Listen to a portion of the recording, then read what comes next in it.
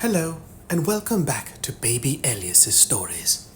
We now return to Neverwhere by Neil Gaiman. Chapter 16. They walked for hours in silence, following the winding stone road downwards. Richard was still in pain. He was limping and experiencing a strange mental and physical turmoil. Feelings of defeat and betrayal roiled within him, which, combined with the near loss of his life to Lamia, the damage inflicted by Mr. Vandermeer, and his experiences on the plank far above, left him utterly wrecked. Yet it was certain that his experiences of the last day paled into something small and insignificant when placed beside whatever the Marquise had experienced. So he said nothing. The Marquise kept silent, as every word he uttered hurt his throat. He was content to let it heal and to concentrate on Hunter. He knew that, should he let his attention flag for even a moment, she would know it, and she would be away, or she would turn on them. So he said nothing. Hunter walked a little ahead of them. She also said nothing. After some hours, they reached the bottom of Down Street. The street ended in a vast cyclopean gateway, built of enormous rough stone blocks. Giants built that gate, thought Richard. Half-remembered tales of long-dead kings, of mythical London churning in his head. Tales of King Bran and of the giants Gog and Magog, with hands the size of oak trees and severed heads as big as hills. The portal itself had long since rusted and crumbled away. Fragments of it could be seen in the mud beneath their feet, dangling uselessly from a rusted hinge on the side of the gate. The hinge was taller than Richard. The Marquis gestured for Hunter to stop. He moistened his lips and said, "This gate marks the end of Down Street and the beginning of the labyrinth, and beyond the labyrinth waits the angel Islington, and in the labyrinth is the beast." "I still don't understand," said Richard. "Islington, I actually met him. Him. He's an angel. I mean, a real angel." The Marquis smiled without humour. "When angels go bad, Richard, they go worse than anyone. Remember, Lucifer used to be an angel." Hunter watched Richard with nut-brown eyes. "The place you visited is Islington's citadel, and also its prison," she said. It was the first thing she had said in hours. "It cannot leave." The Marquise addressed her directly. "I assume that the labyrinth and the beast are there to discourage visitors?" She inclined her head. "So I would assume also." Richard turned on the Marquis, all his anger and impotence and frustration spewing out of him in one angry blast. "Why are you even talking to her? Why is she still with us? She was a traitor. She tried to make us think that you were the traitor."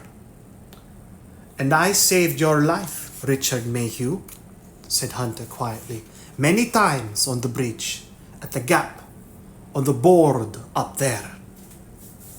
She looked into his eyes, and it was Richard who looked away. Something echoed through the tunnels, a bellow or a roar. The hairs on the back of Richard's neck prickled. It was far away, but that was the only thing about it in which he could take any comfort. He knew that sound. He had heard it in his dreams, but now it sounded neither like a bull nor like a boar. It sounded like a lion. It sounded like a dragon. "The labyrinth is one of the oldest places in London below," said the Marquise. "Before King Lud founded the village on the Thames marshes, there was a labyrinth here." "No beast, though," said Richard. "Not then." Richard hesitated. The distant roaring began again. I think I've had dreams about the beast," he said. The Marquise raised an eyebrow. "What kind of dreams?" "Bad ones," said Richard. The Marquise thought about this, eyes flickering, and then he said, "Look, Richard, I'm taking Hunter, but if you want to wait here, well, no one could accuse you of cowardice." Richard shook his head. "Sometimes there is nothing you can do." "I'm not turning back. Not now. They've got door." "Right," said the Marquise. "Well then, shall we go?" Hunter's perfect caramel lips twisted into a sneer. "You'd have to be mad to go in there," she said. "Without the angel's token, you could never find your way, never get past the boar." The Marquise reached his hand under his poncho blanket and produced the little obsidian statue he had taken from Dora's father's study. "One of these, you mean?" he asked. The Marquise felt then that much of what he had gone through in the previous week was made up for by the expression on Hunter's face. They went through the gate into the labyrinth.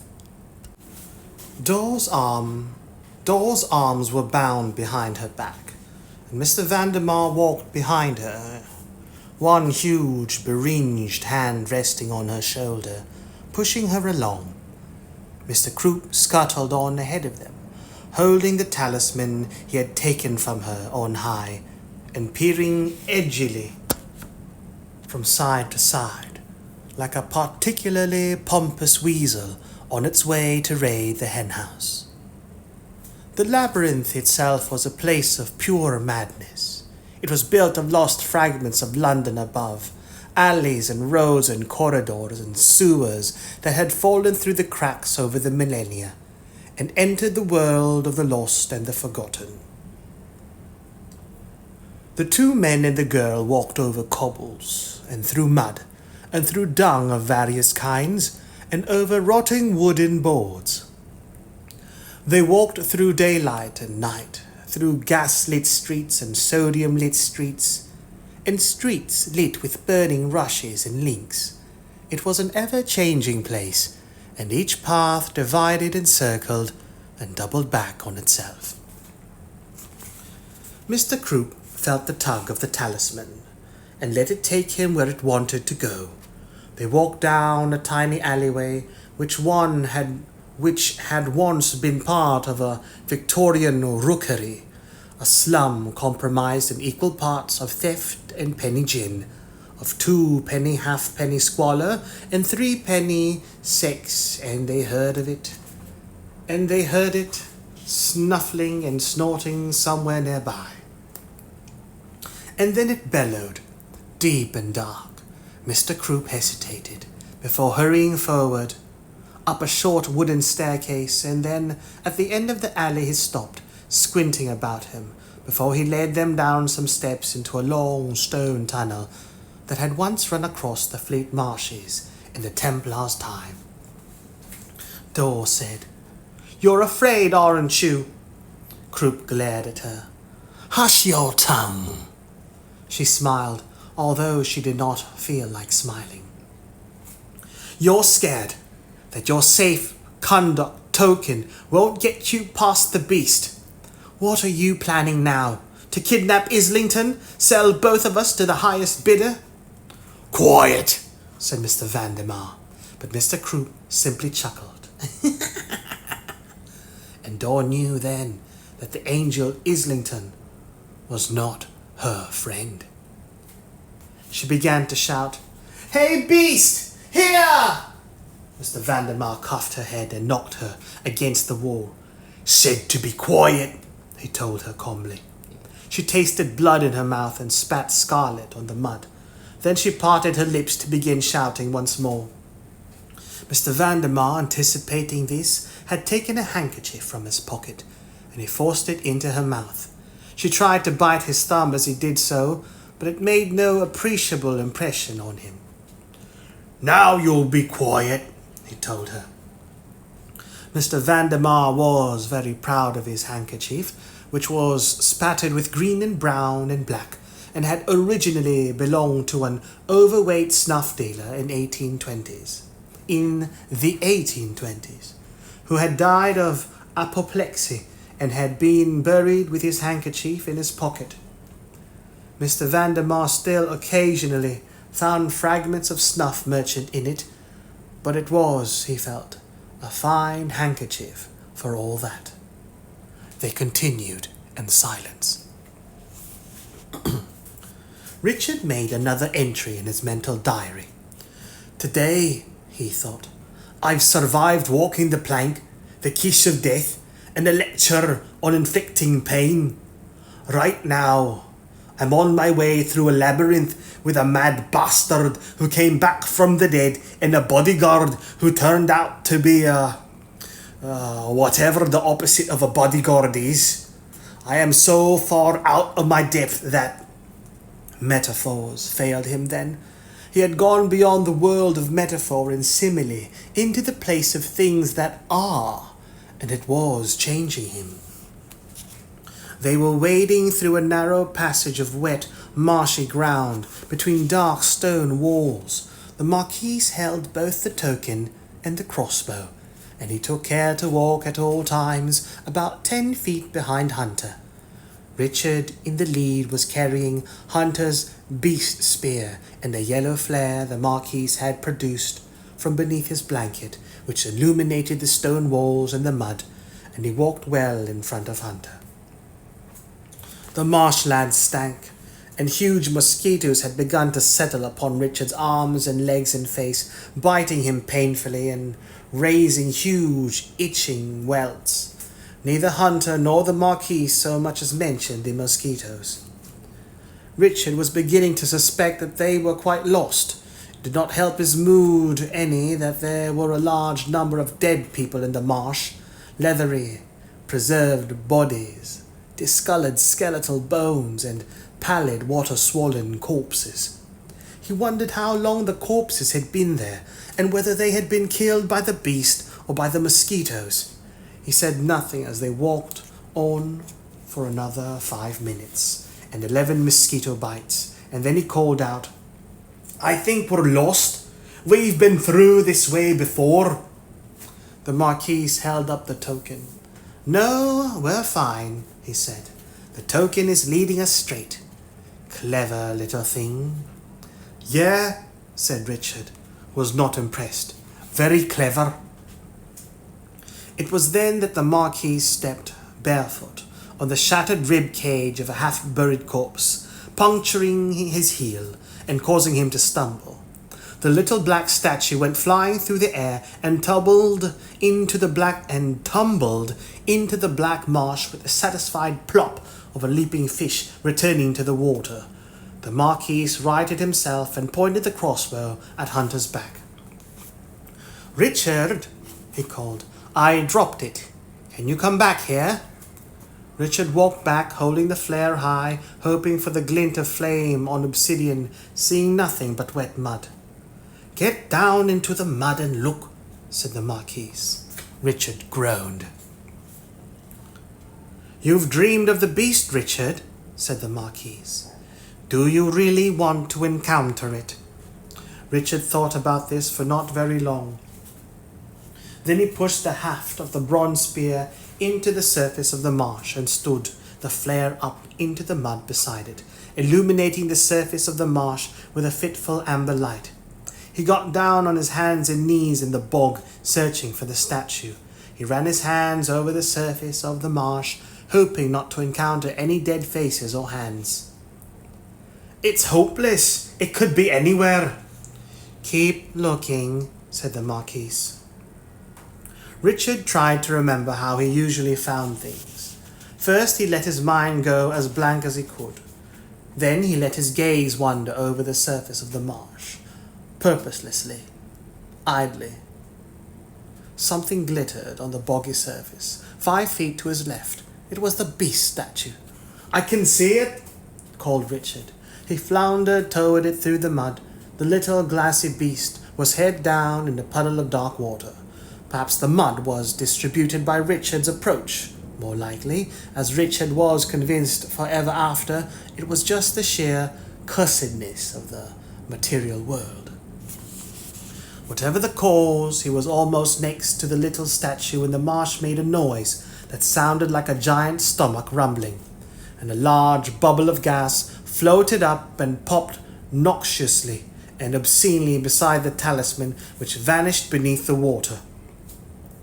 Richard reached the place where the talisman had been and pushed his arm deep into the mud, searching for it wildly, not caring what else his fingers might encounter.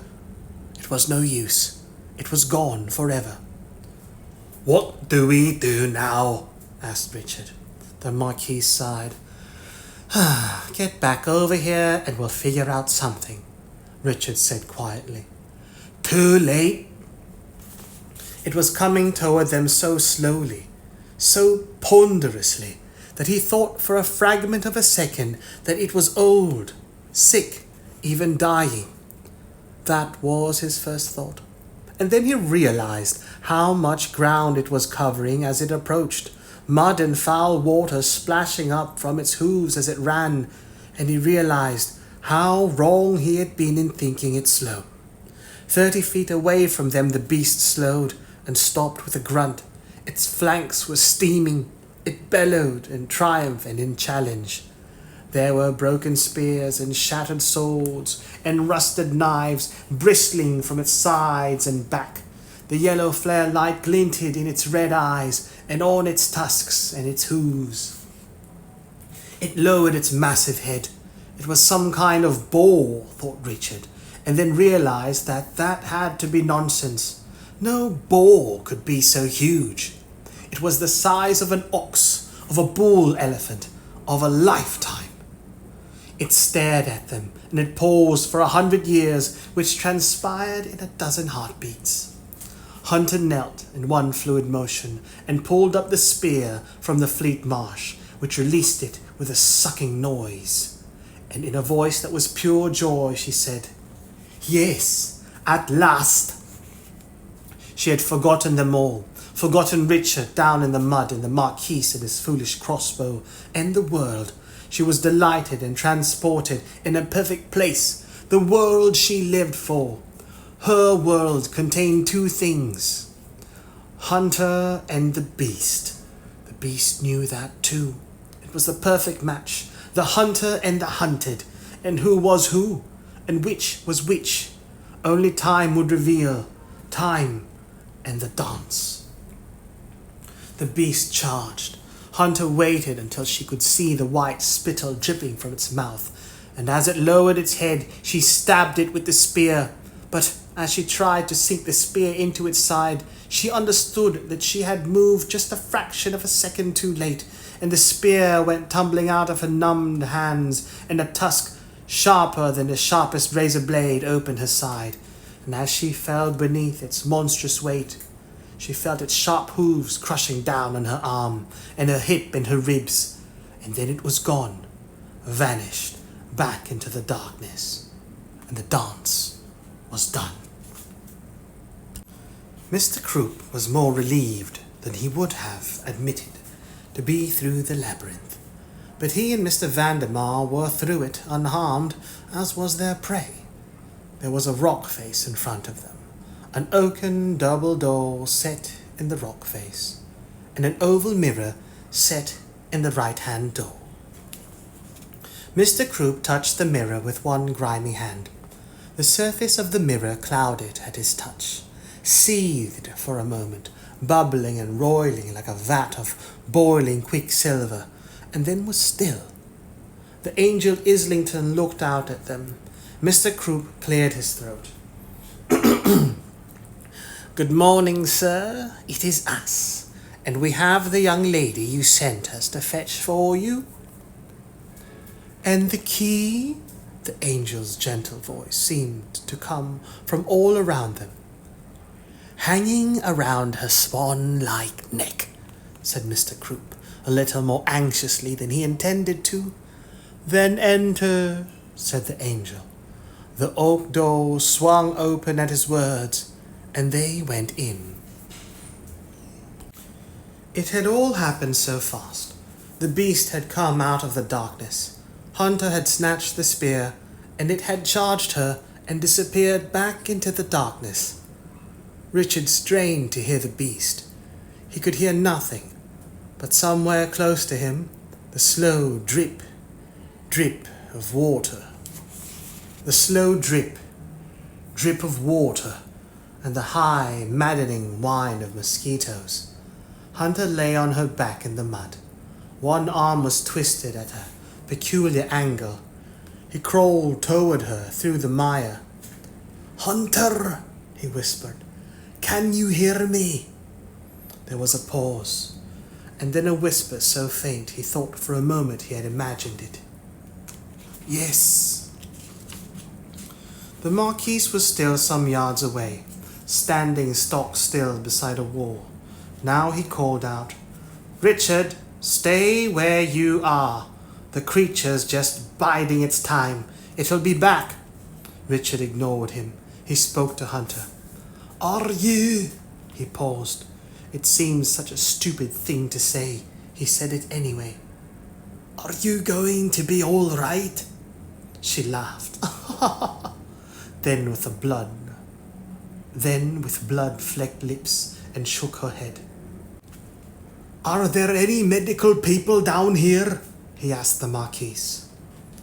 "Not in the sense you're thinking of. We have some healers, a handful of leeches, and chirurgians."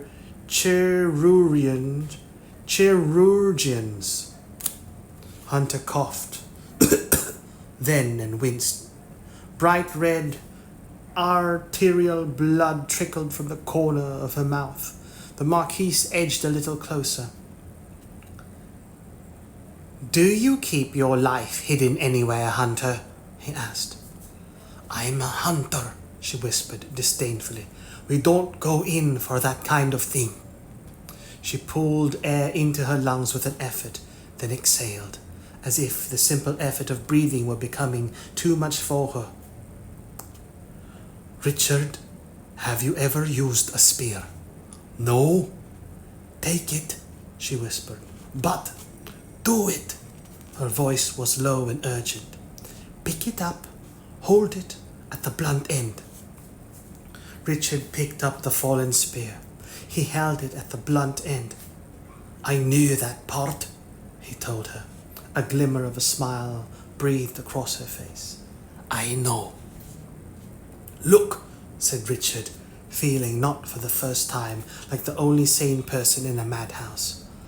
"Why don't we just stay very quiet? Maybe it'll go away. We'll try to get you some help." And not for the first time, the person he was talking to ignored him utterly. "I did a bad thing, Richard Mayhew," she whispered sadly. "I did a very bad thing, because I wanted to be the one to kill the beast, because I needed the spear." And then, impossibly, she began to hold herself to her feet. Richard had not realized how badly she had been injured, nor could he see now. Imagine what pain she must be in. He could see her right arm hanging uselessly, a white shard of bone protruding horribly from the skin. Blood ran from a cut in her side. Her rib cage looked wrong. "Stop it," he hissed futilely. "Get down."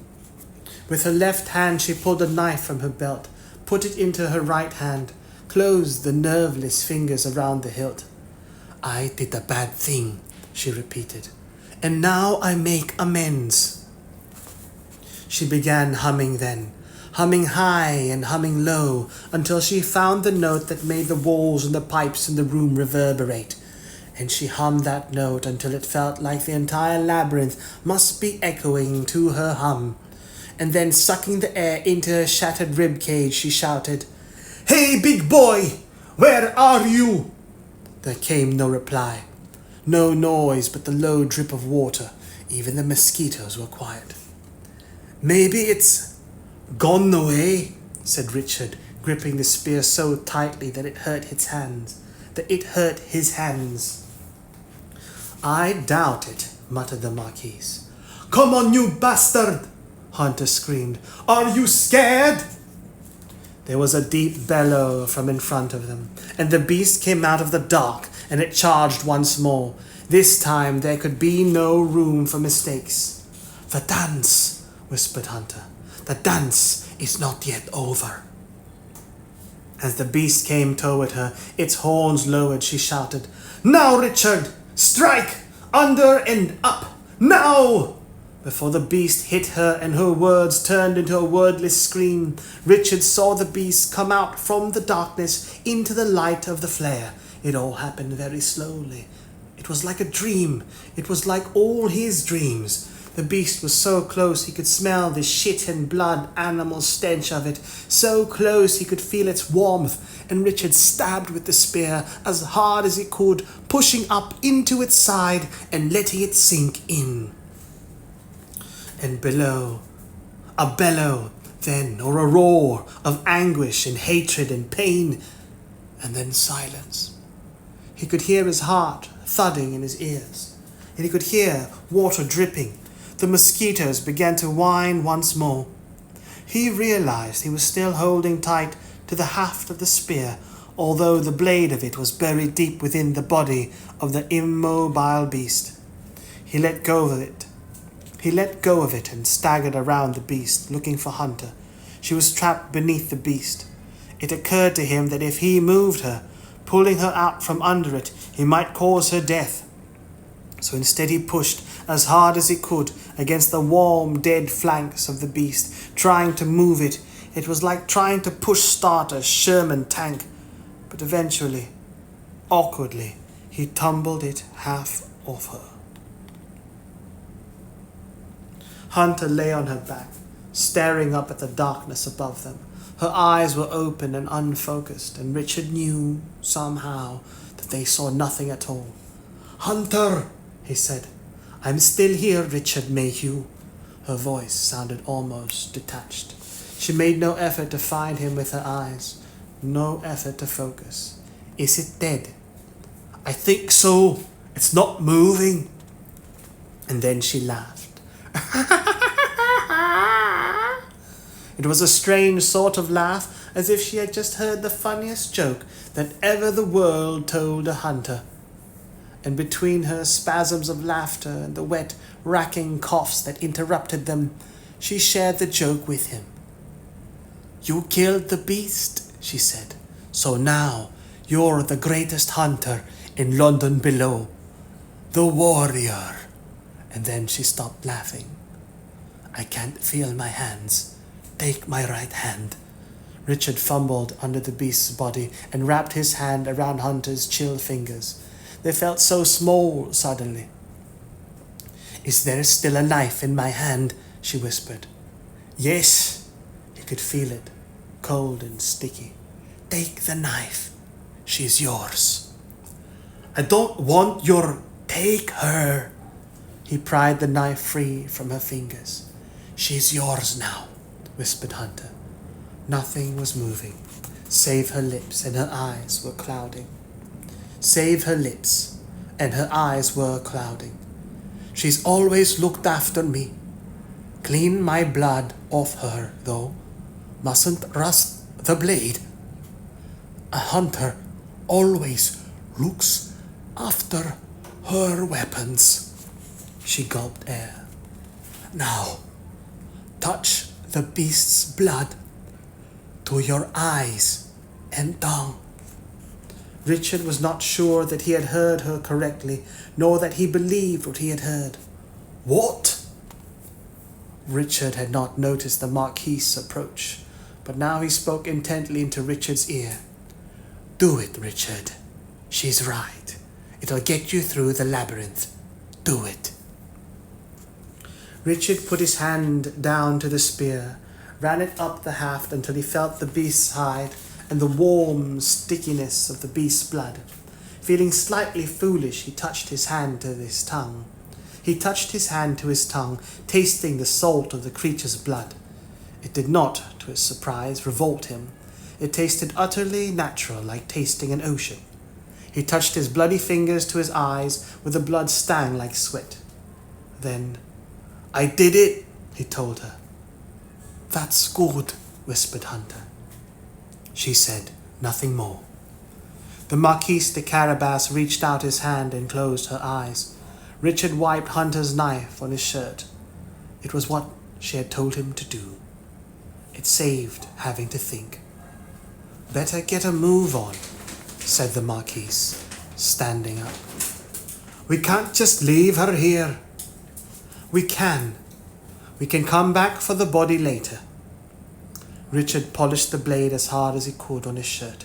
He was crying now, but he had not noticed. "And if there isn't any later, then we'll just have to hope that someone disposes of all our remains, including the lady dolls, and she must be getting tired of waiting for us." Richard looked down. He wiped the last of Hunter's blood off a knife and put it through his belt. Then he nodded. "You go," said de Carabas. "I'll follow as fast as I can."